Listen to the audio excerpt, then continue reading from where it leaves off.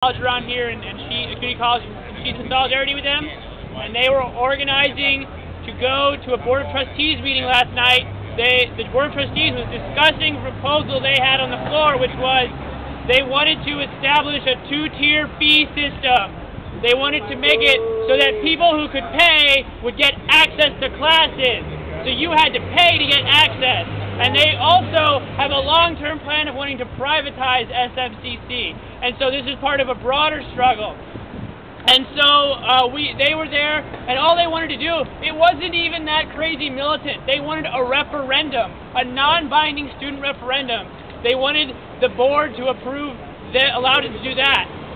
So there were 60 people there, and they were the board said they could not all come in, and so the campus police were blocking the door, and people were trying to get in, and the campus police started to shove people, and people started to, be militant and say, no, we will not be pushed.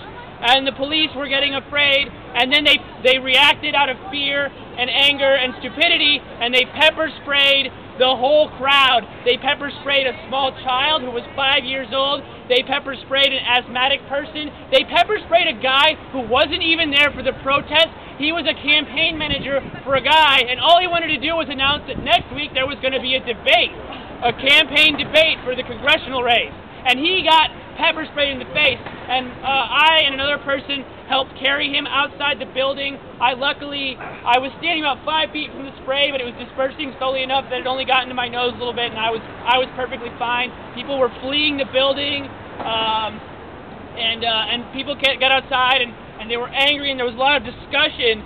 People were surprised and upset, and they couldn't believe this would happen.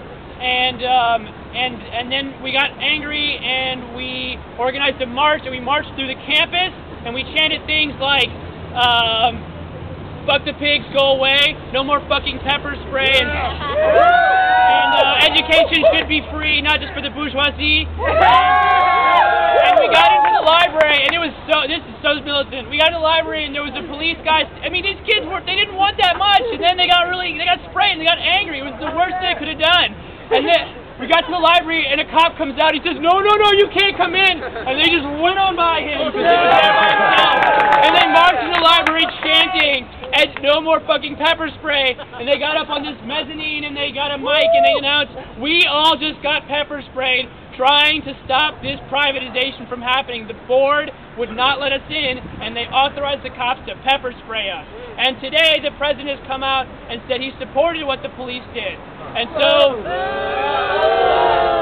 if they had let those students in, they could have just left and had the meeting another time, and no one would have cared. And now it's a national story. Yeah. And so, it was really bad that people got hurt, and 2 people went to the hospital, and those are terrible things, and those cops should be ashamed. And we have that cop's name, and he got doxxed, and I think he's being, people are sending cyber stuff to him all the time now. But I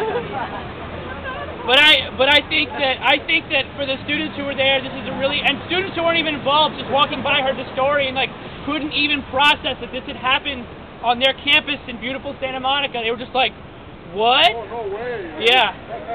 So exactly. They were like, no, this doesn't happen here. What's next? So what's next? I don't know what's next for them, but I think they're going to keep organizing against these cuts. I think a lot of people have been deeply radicalized by this attack, this vicious attack, this violence incited by police. The only people there with weapons were cops, and the only ones who used weapons were cops. So, Yeah. Thanks, guys. Thank you.